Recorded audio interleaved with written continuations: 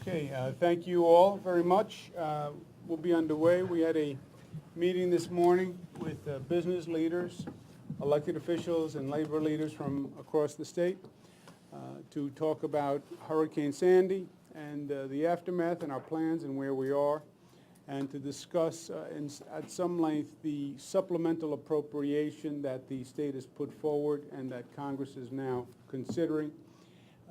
This is a situation that is critically important for our state and the economic health of our state, but more importantly, we have hundreds of thousands of New Yorkers, literally, who are dependent upon this funding and need to know what the facts are so they can make decisions. The supplemental appropriation sounds like a lot of jargon and technical words. What the supplemental appropriation really is about is providing necessary funds so New Yorkers can rebuild their homes and put their lives back together. The supplemental appropriation would help us fund small businesses that have closed their doors and which will not reopen but for governmental assistance in terms of loans and grants. It's to reimburse local governments, Nassau County, Suffolk County, New York City, so that taxes don't have to be raised because the cost of these services, the cost of providing during the storm was extraordinary.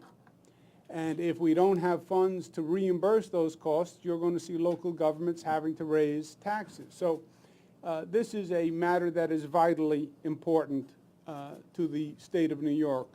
We put forth, as you know, a regional plan, New York, New Jersey primarily, also the state of Connecticut. We had submitted an additionally a request for $80 billion. The White House reduced the $80 billion request to $60 billion.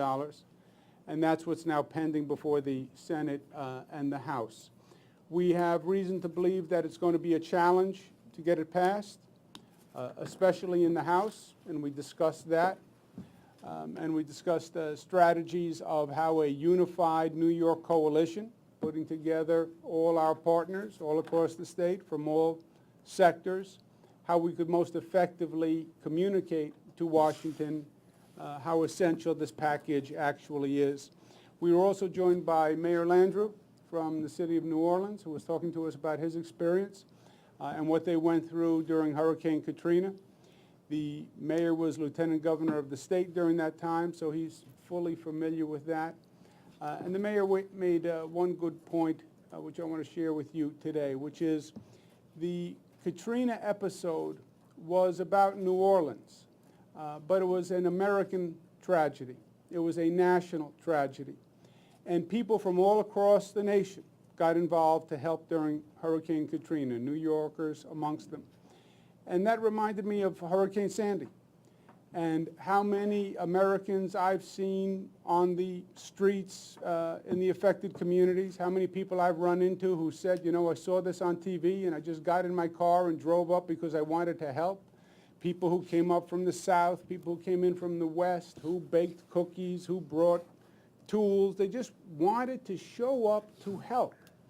And that is a beautiful instinct that this country has, and that Americans have and New Yorkers have, that in a time of crisis we come together and we help one another. And that's what the supplemental appropriation is all about. This is a time of crisis. This state has a crisis. New Jersey has a crisis. And what we do at these times, not just in this case, not just Katrina, but what we do almost every time there's a major disaster, the country comes together to support that region that is affected. That's called government, and that's called community, and that's called common sense. And you see that in people. You see that in Americans who have showed up for Katrina and Americans who have showed up for Hurricane Sandy. So I hope that the Congress follows the people and understands that this is not a time for politics. This is a time to do the right thing and to come together as a nation to help this state for the good of this state and the good of the country.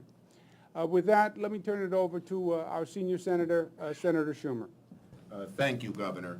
And next week is sort of our D-Day, because in the Senate, the bill will come to the floor Monday at 1 o'clock, And we will have to get the votes, Democratic and Republican votes, to pass it intact. That is a difficult, difficult job. It's a difficult job because first, we have a good number of people in the House and Senate, recent, who really don't believe that the federal government should extend its hand in disasters. That is a break with 100 years of policy. For 100 years, Americans have wisely realized that when an act of God strikes and there's a serious tragedy in one part of America, that part alone can't deal with it. So we all come together and help one another. And over the decades, New Yorkers have sent their tax dollars to the Gulf and Florida when there are hurricanes, to the West when there are forest fires, to the Mississippi and Missouri valleys when there are huge floods. And now that we have been afflicted with a major natural disaster, we don't want, and we don't expect anyone will change the rules and say, well, it's New York, it's New Jersey, we're going to treat it differently. Second, and we are making the argument to our colleagues, if the next disaster is yours, and you try to reverse this trend of the federal government being involved in helping areas afflicted by natural disaster, it will boomerang on you. Because the next time there's a tragedy, it might be in your state. And if you're saying, don't send any money, or send much less than is needed, or stretch it out over years and years and years, it could happen to you if you do it to us. You don't want that. Second, we must make sure that we get the aid now. There's some talk, particularly among the Republican leadership in the Senate, that we should stretch it out and just give a small amount now, see how that works, and see what else is needed. You can't do it. You cannot say, well, we'll give you money for this year and you can repair a quarter of the Brooklyn Battery Tunnel and we'll see what happens next year. We can't give you money and say, we'll begin to build the dunes to protect Long Beach a foot or two high and we'll see if you get it for the 3rd and 4th and 5th and 6th foot next year.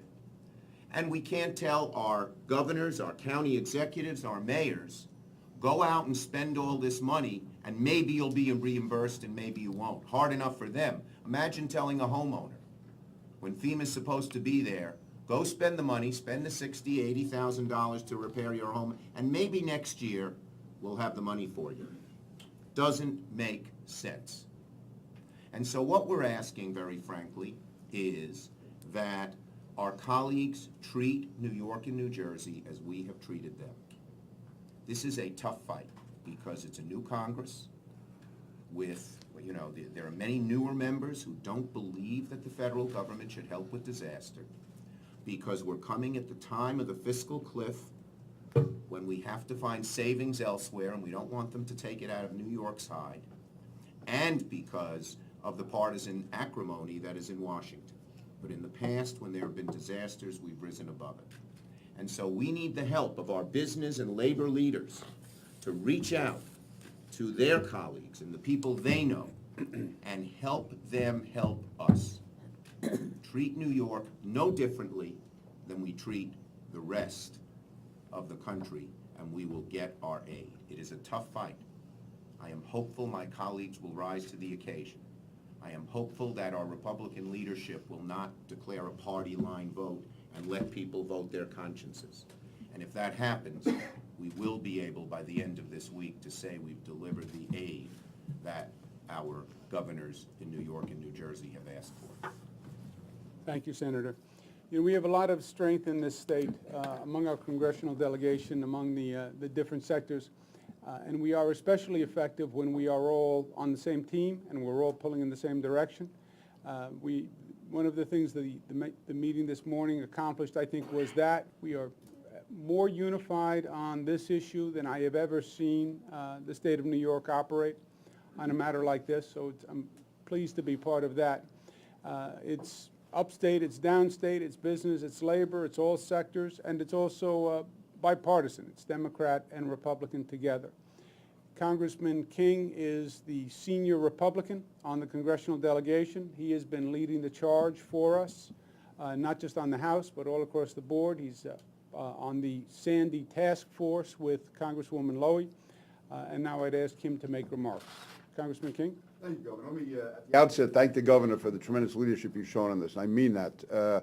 From day one, the Governor has been out front and bringing all sides together, and that's absolutely essential. I think this morning's meeting was really symbolic and symptomatic of that and emblematic of that. We had not just the political leaders, but we had the business leaders, the labor leaders, who are extremely influential, not only in New York, but around the country. And that's the point we really have to get across, is that, and I believe it has been gotten across, and we all agree, that whatever friends, allies, associates you have around the country, any members of the Congress or the Senate that these leaders have relationships with or friendships with, contact them, because with everything going on in the country, this is no excuse, I just use it as a bit of background, the true enormity of what happened in New York and New Jersey is not yet known to the rest of the country. Somehow they feel it's behind us, it's been taken care of, and the despair, the absolute tragedy that's befallen this area is not fully appreciated by the rest of the country. It's important that the members of Congress, particularly in my party, realize that. I am confident that, and I'm going to thank Chuck for the tremendous job that he and Senator Gillibrand are doing in the Senate. If the bill comes from the Senate to the House and it is allowed to come to a vote on the House floor, it will pass. The important thing is to have the Republican leadership agree to let it come to a vote on the House floor. Governor Cuomo and I have met with the Speaker. I know that Mayor Bloomberg has spoken to Majority Leader Cantor. The Speaker has been very positive. Having said that, it's still a long way to go between now and the vote. And if we don't get it done next week and before Christmas, I don't think it's going to get done. We have to do it now. We have to do it in the full amount. We can't be stretching this out over a period of years. It's essential that we drive home the point and make it clear that when other states, we've always been there. New York has always has voted to provide assistance to the rest of the country. As Mayor Landrieu knows, after New Orleans, police officers, firefighters went to New Orleans. Every member, as far as I know, of the New York delegation voted to send the money. We've always done that. And now, really, we're asking for the same that we've done for the rest of the country. And this is so essential, it's so vital. And a very parochial interest myself, with County Executives Mangano and Ballone here today, the Long Island fiscal situation will be devastated if they don't receive the funding that's needed. I mean, Nassau County, it was just devastated as far as the amount of money, the human damage, the physical damage. It's there. Same in Suffolk County. So from a human point of view, a fiscal point of view, all the work that they've done to try to bring their budgets back into balance will be out the window unless this funding is there. And obviously Governor Cuomo feels the same way about the state budget. But I see it firsthand in Nassau County, knowing how hard it is to save $1 or $2 here and suddenly have millions of dollars going out the window through this horrible storm. So I am pledged to do all that I can, but I would again ask the business and labor leaders, neither and I have our job to do, we know that, but you can really provide that big extra push by focusing on members of Congress who have reason to listen to you and make sure they listen, really get on them, and it has to be done in the next several days. So anyway, Governor, thank you. Thank you. Thank you, Congressman. We'll now hear from a great businessman who's even a greater New Yorker and whose philanthropy and leadership is a tremendous asset for this state, Ken Langone. Thank you very much, Governor. There's no way America cannot be affected by what's happening in New York right now with this terrible storm. There's a lot of points to think about in New York. Among other things, this part of the world has the biggest heart a region could have, and we've shown that again and again and again all over the world. And I'm asking all of my colleagues, all the businessmen that frequently get called to come to fundraisers. That's part of my life, is as all these guys at the table know, is, by the way, I feel a little bit in the minority here this morning. You know, Peter, but I think we're okay. But seriously, when they call, they don't tell us not to give them money because we're from New York. Because the reality is, if you can't raise money in this city politically, you're going to have a big problem nationally, and they all show up. And so I'm not going to define it by Democrat or Republican. I'm going to define it as American. And I think all of the people like myself that live here and have seen the devastation and have seen the heartbreak, and remember that how generous we are as a city and as a region, New Jersey as well. I don't think there should be any issue with this money coming to us, and I've been assured as recently as 20 minutes ago that the money, we need to have it all now for a lot of reasons, not the least of which is you can't plan unless it's there. And mechanisms will be in place to make sure this money will only be spent for the purposes for which it's given to us. But there's a time for all of us to pull together now, and there's a time for all my colleagues in business to pick up the phone and call all those people up and say, okay, now you can do something for us. We're there for you whenever you need it, not personally, but also the region. I'm not going to put the mayor on the spot, but I know that there was an enormous amount of effort from New York when Katrina hit 2 or 3 years ago, and on and on and on. And I think I plead with all of us to pick up the phone and let them know how critical this mission is, and we all have to do our part. We'll be there for them when it happens to them. It's happening to us now. They have to be here for us. Thank you. Thank you. Thank you very much, Ken. Now we'll hear from the president of the Afl-Cio. We had a number of members of organized labor who attended the meeting today. Dick Iannuzzi, Mike Mulgrew, Peter Ward, Hector Figueroa. We have a very strong labor community in this state that has connections all across the country, and they're a very important part of this partnership. And we'll hear from the Afl-Cio president, Mario Salento. Thank you, Governor. First, I want to thank the governor for everything he's done since day one. I think it's been a remarkable job. I think, Governor, we all know that under very, very difficult circumstances. So I want to thank you for that. I want to thank Senator Schumer and Congressman King and Congrwoman Lowy for being here today. And the meeting we had this morning was labor leaders and business representatives. And, you know, 5 minutes into that meeting, it didn't make a difference where you came from, what your point of view was. 5 minutes into that meeting, we understood that we are all New Yorkers. And regardless of all the other things that we may talk about on a daily basis and the various points of view we may have, at the end of the day, we all have the same responsibilities, and that is to the people of this state. And over the last few weeks, whether you sit down and I speak to Kathy Wild and you get on the phone with Kathy or Senator Schumer or anyone else, the first words out of everybody's mouth these last few weeks have been, well, what can we do to help? So we've all been on the same page since this all began. So I want to say that what we're doing with the labor movement, we had a meeting yesterday with our congressional delegation in Washington, doing two things. First, we've reached out, the state Afl-Cio has reached out to the national Afl-Cio and to all of our international unions. And they have lent us and given us their labor lobbyists from across the country to reach out to all of their elected officials throughout the country who we're going to need to vote for this funding. Very important. So that's first. And second, I've reached out to my counterparts in New Jersey and Connecticut and the other states who were affected by this tragedy to make sure that this isn't just the rest of the country, and this is not just New York.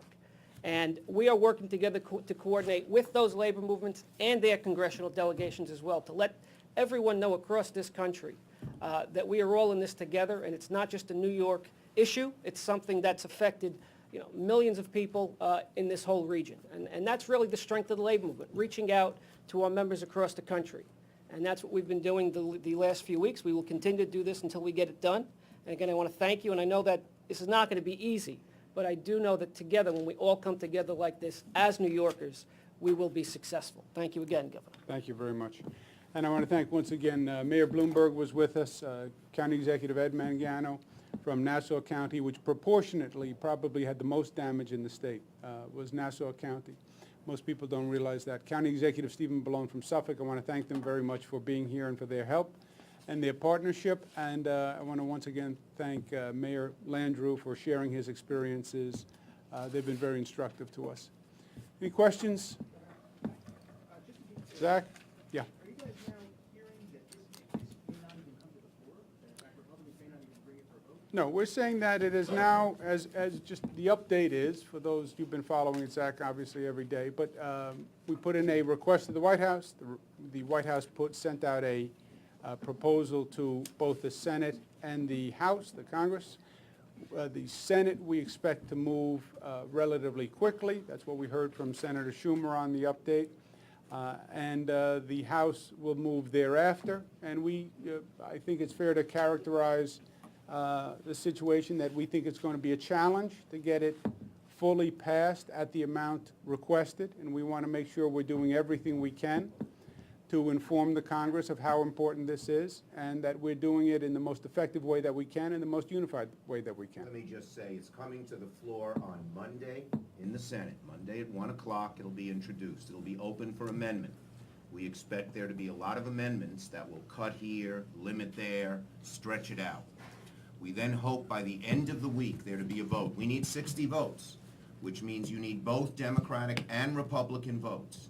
We are working very, very hard that we can get a good bipartisan vote. It is difficult.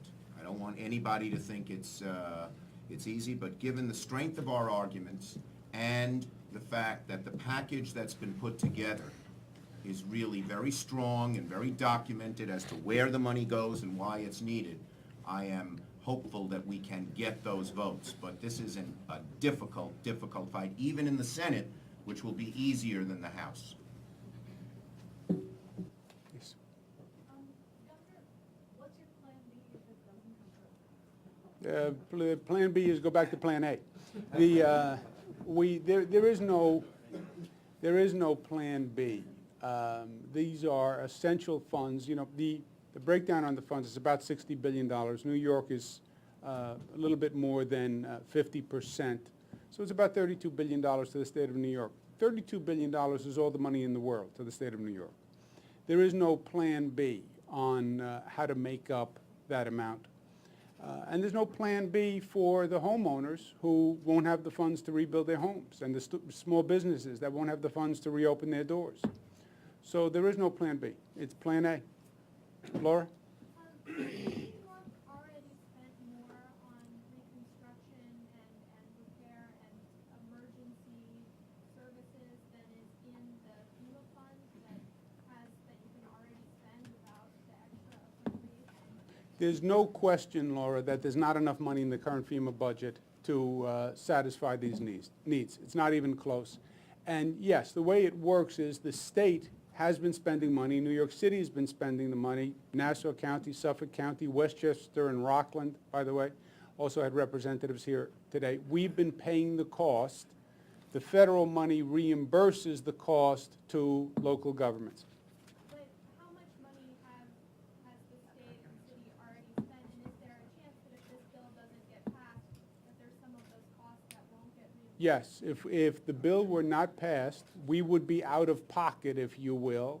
We would not be reimbursed for the costs that we expended.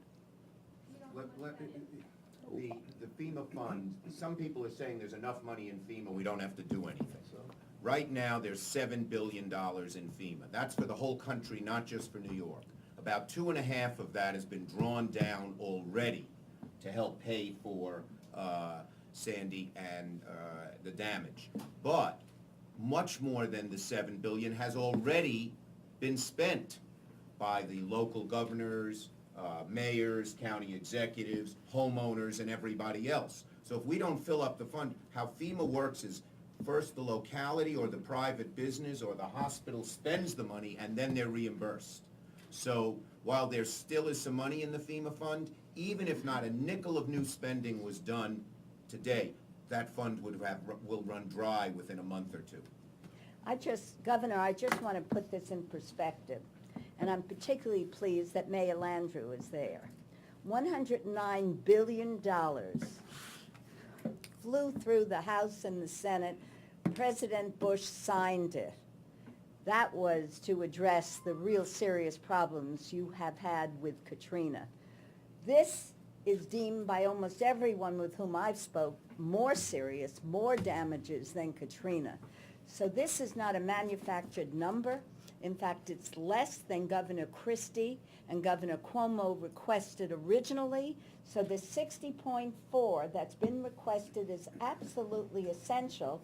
And for me, working closely with my colleague, Congressman King, this is a bipartisan effort. This wasn't a Democratic storm or a Republican storm. We need that 60.4, and we need it now, or all the people such as NYU cannot plan ahead. Well said, Congresswoman. Zach? Governor, just to follow up, if Senator Schumer is saying that this is more of a heavy lift in the Senate, which is Democratically controlled, perhaps the House members could comment. I mean, is this going to be really difficult in the Republican-controlled House, and is it conceivable they wouldn't even bring it up for a vote? Well, it's a different set of problems. And there's no doubt, the majority of senators support it. They have a requirement, you have to have 60 votes, 60% to get it even up for a vote. In the House, there's no doubt majority Republicans are against it. Having said that, if the Speaker and the Majority Leader agree to bring it to the floor, I'm confident it will pass.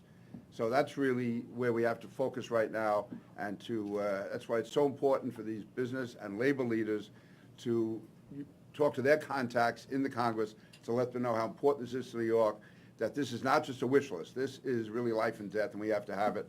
And again, the Speaker, in the meetings that the Governor and I have had with the Speaker, he's been positive. But again, they're involved in the fiscal cliff. We have to keep everybody focused on this, let them know how vital it is, that it can't go off until next week or next year. It has to be done now. So that's really the pressure. The time, it's the problem. If we had more weeks, I'd say it'd be a lot easier. To get them to focus, it has to be done this week. At the same time, they're negotiating the fiscal cliff. But again, that's our problem. I'm not making an excuse. That's our challenge. We have to get it done. No excuses. This is a heavy lift in both houses, okay? The Senate has more Democrats, but we have a higher vote threshold, which is 60. And so we need to have a bipartisan bill in both houses to pass. If either party walks away from it, it's gone. One more, guys. Was anybody taken aback by that? I mean, did you think this would be a little easier than perhaps the Governor? Look, Zach, I don't think nothing is easy in Washington nowadays, right? So I think what Senator Schumer is saying is it's going to be difficult in the Senate, but you're right. Anyone who understands the governmental process is going to be more difficult in the House. And that's what Congressman King is saying, just because of the political makeup. And what everyone is saying is, on the substance, this is a slam dunk. On the history, on the precedent, this is what this country does. When a state or a region has a disaster, the state or the country comes in and assists the state or the region. People do it, and the government has done it for years. That is the experience. The package that we are requesting is realistic. If anything, it's modest. It's bipartisan. Laura's question, we're already out of pocket. And if this is done on the substance or the merits at all, this should pass overwhelmingly. There should be no discussion.